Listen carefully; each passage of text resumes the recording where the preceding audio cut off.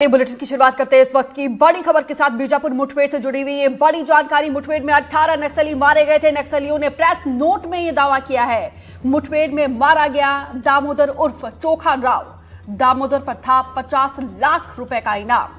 Telangana state committee का chief था दामोदर और सुरक्षा बलों को मिले थे 12 नक्सलियों के शव। जो जानकारी निकलकर सामने आई है, 18 नक्सलियों के मारे जाने की खबर है।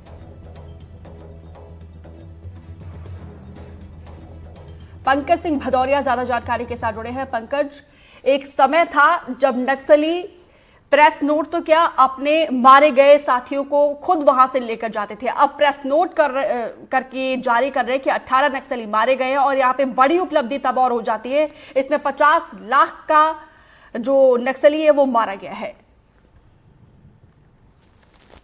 जी हाँ, बिल्कुल, यह एक बड़ी उपलब्धि है। मैं बता दूं कि ये जो प्रेस नोट जारी हुआ है यह इस बात की गवाही दे रहा है कि नक्सलियों को बहुत बड़ा नुकसान हुआ है। नक्सलियों की बटालियन नंबर 1 पर जवानों के साथ मुठभेड़ हुई थी, जिसमें 12 नक्सलियों के शव जवानों ने बरामद किए थे, मगर उस मुठभेड़ में 18 नक्सली मारे गए हैं। इस बात के लिए उन्होंने एक प्रेस नोट भी जारी किया। प्रेस नोट दक्षिण बस्तर डिवीजन कमेटी के सचिव गंगा के द्वारा जारी किया गया है। उन्होंने बताया है कि इस मुठभेड़ में हमारे कई साथी मारे गए हैं। इस मुठभेड़ में मारे गए नक्सलियों में उन्होंने बताया कि इसमें 50 लाख का इनामी जो नक्सली है, इस मुठभेड़ में मोस्ट वांटेड नक्सली कमांडर स्टेट कमेटी का जो मेंबर और तेलंगाना स्टेट कमेटी का जो चीफ भी है दामोदर, वह मारा गया है। उस पर 50 लाख का इंटर स्टेट पर इनाम रखा हुआ था। कुछ छत्तीसगढ़ सरकार का भी इनाम था, कुछ तेलंगाना का भी इनाम रखा हुआ था। साथ में उन्होंने यह भी जानकारी दी कि 12 नहीं 18 माओवादी हमारे साथी मारे गए हैं और 5000 से ज्यादा जवानों ने हमें घेरा था। हालांकि उन्होंने ये भी लिखा है कि इस मुठभेड़ में हमने भी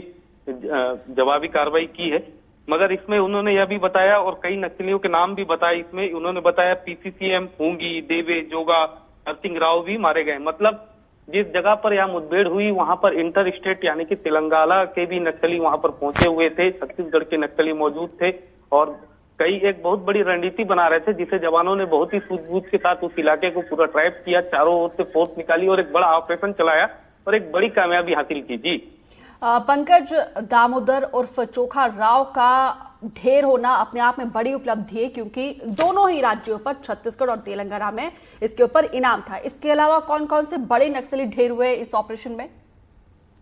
उन्होंने खुद अपने प्रेस नोट पर लिखा है कि इसमें PCCM, हुंगी, देवे, जोगा, नरसिंह राव भी मारे गए हैं। साथ में पुलिस और भी शिनाख्ती की कार्रवाई कर रही है और कितना उन पर इनाम था यह बात अभी निकल करके आना शेष है। मगर जिस तरीके से वो बटालियन नंबर 1 के नक्सली थे, तो हर नक्सली पर 5 लाख से 10 लाख का इनाम रहा होगा, क्योंकि वो बटालियन कोर के हार्ड कोर नक्सली हैं। वो शीर्ष नक्सली वो हमेशा जवानों के साथ उनकी मुठभेड़ होती है। इस कैडर के नक्सली थे। अगर जवानों ने उन्हें घेर करके वहां पर मुठभेड़ में ढेर किया है तो समझ सकते हैं कि अब नक्सलियों का जो शीर्ष इलाका है, जिस इलाके में नक्सली अपनी पैठ समझते थे, जिसे अपना सुरक्षित ठिकाना समझते थे, उस इलाके में जवानों ने उन्हें पीछे खदेड़ा है। साथ में मैं ये भी बता दूं कि कल ही हमने दिखाया है कि उस इलाके में एक उन्होंने हथियारों की फैक्ट्री भी जवानों ने बरामद की, जहां से वो देसी वेपन्स और हथियार और बम लगाने की मशीनों को वो रखे हुए थे। उसे भी वो जमीन के अंदर बना के रखे थे। एक सुरंग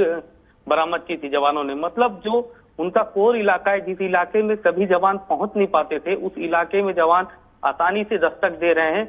एक काम्बिन ऑपरेशन चला रहे हैं, जिसमें दंतेवाड़ा, बीजापुर, सुकमा के जवान आपस में समन्वय बना करके नक्सलियों को पीछे खदेड़ने में कामयाब हो रहे हैं। जी बिल्कुल, नक्सलियों के कोर इलाके में जाकर इस ऑपरेशन को सफलतापूर्वक अंजाम दे रहे हैं। कभी नक्सलियों का सुरंग हमें बरामद होता है, कभी देखिए नक्सली खुद सरेंडर कर रहे हैं। बस्तर आईजी ने कल 2 टूक कहा था, या तो आप खुद सरेंडर कर लो, नहीं तो फिर हश्र ऐसा ही होगा जिस तरीके से 18 नक्सलियों का हुआ है। पंकज जी बिल्कुल, पुलिस अधिकारी लगातार उन्हें समर्पण करने की चेतावनी भी दे रहे हैं। लगातार समर्पण भी चल रही है। कई तरीके की रणनीति सरकार की समर्पण नीति पर बनी हुई है और जो नक्सली समर्पण नहीं कर रहे हैं वो मारे जा रहे हैं मुठभेड़ में। आप लोग की अगर बात करेंगे तो 2024 और 25 का आंकड़ा नक्सलियों के लिए बेहद ही नुकसानदायक आंकड़ा रहा है। दंतेवाड़ा, बीजापुर, सुकमा, नारायणपुर, चारों तरफ में नक्सलियों के खिलाफ लगातार एक ज्वाइंट ऑपरेशन चलाया जा रहा है और बड़े पैमाने पर फोर्स को उतारा जा रहा है उनके खिलाफ। इसलिए नक्सली एकदम बैकफुट पर में बौखलाए हुए हैं। जगह जगह तो प्रेशर आईडी लगा करके जवानों को नुकसान पहुंचाने की कोशिश जरूर कर रहे हैं, मगर कोई भी कोशिश उनकी कामयाब नहीं हो रही है, क्योंकि जवान बेहद ही सूझबूझ के साथ, तकनीक के साथ लैस होकर के, समन्वय के साथ नक्सलियों को मुंह तोड़ जवाब दे रहे हैं। जी बिल्कुल, ये हिंद की सेना है, नक्सलियों को समझना चाहिए। हमारे जाबाज हर एक साजिश को नेस्तनाबूद करने का मादा रखते हैं, और दो टूक जब कहा गया है तो इससे भी समझना चाहिए कि किस तरीके से हमारे सुरक्षा बलों के जवानों ने कुटरू हमले का जवाब लिया है। फिलहाल विस्तार से जानकारी देने के लिए आपका शुक्रिया।